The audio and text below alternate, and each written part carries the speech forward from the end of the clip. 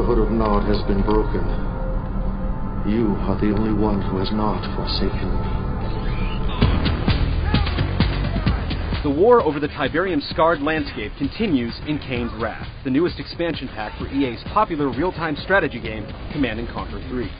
Expansions can be hit or miss depending on the commitment from the developer, but Kane's Wrath appears to have been created by a team that cares a whole lot. Let's make this quick.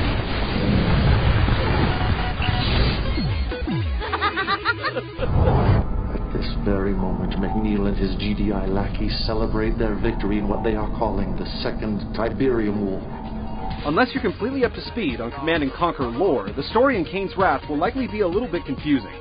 Focusing exclusively on the Brotherhood of Nod, this expansion serves to fill in a lot of the blanks between what happened around the end of the second CNC game up through the end of CNC 3. Stay quiet.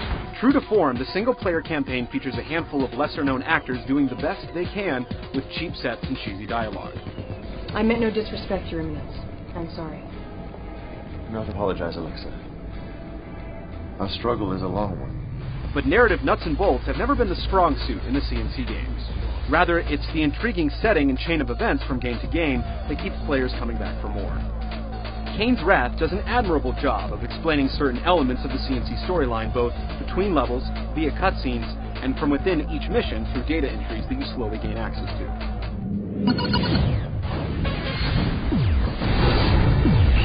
Steady now. Take it slow.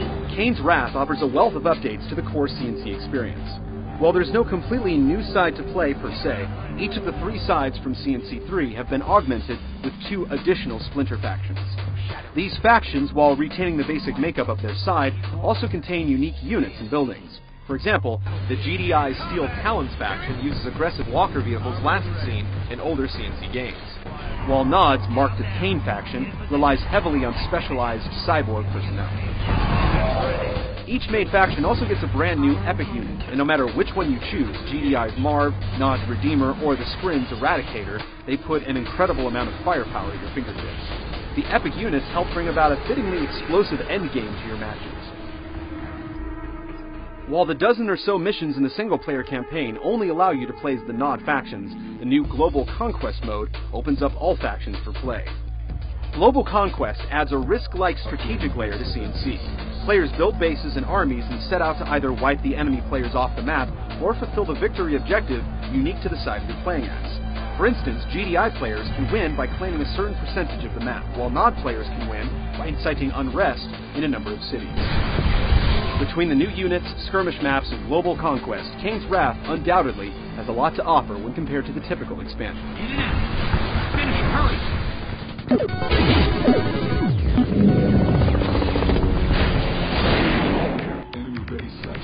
Heading there now. The gameplay definitely delivers. The single-player missions, while nothing special, are solid, and it really is enjoyable to play through more of that wacky CNC storyline. The new Splinter factions work very well within the established mechanics of CNC 3. There's also been a fair amount of balancing and tweaking. Let's take 'em on. Rushing to air superiority used to be a pretty effective tactic, but each side has gotten more air defenses to play around with. In fact, many of the new units are focused on added defense. Even so, Kane's Wrath is still a brutal, fast-paced brawl of a strategy game. The nicest surprise here is the Global Conquest mode. EA tried something similar in its Battle for Middle-earth game, but it's hit the nail on the head this time.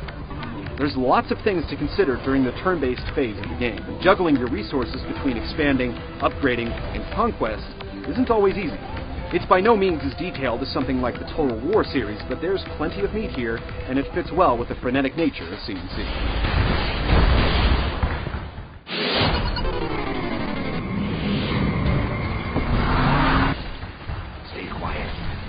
The game engine used in Kane's Wrath and nearly every other recent EA strategy game still holds up amazingly well, and it has the added benefit of running quite well on aging computer hardware.